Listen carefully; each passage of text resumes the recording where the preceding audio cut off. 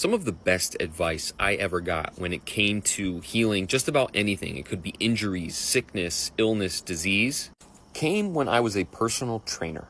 I worked in collegiate strength and conditioning, and one of the coaches that I worked under was going through some rehab exercises. And he said the most important thing that he could ever say that day was that where the injury occurs is not where the problem lies.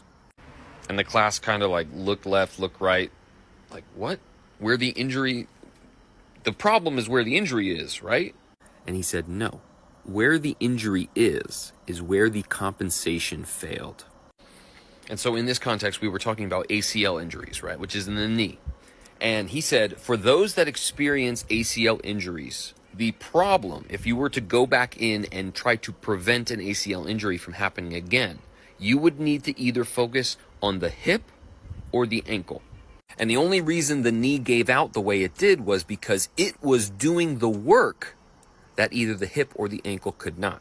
And it was probably the single most helpful thing any mentor has ever said to me, because when it came to applying that to type 1 diabetes, which is what I'm working on right now, I realized that the beta cells, the pancreas, where the injury occurs, is not where the problem lies.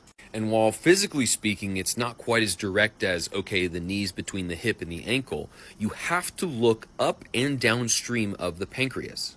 And the two main points of interest I've come across are the liver and the GI tract. Because I bet my bottom dollar that the pancreas and the beta cells are experiencing the trouble they are in the state of diabetes because both or either the liver or the GI tract are not able to do their jobs properly.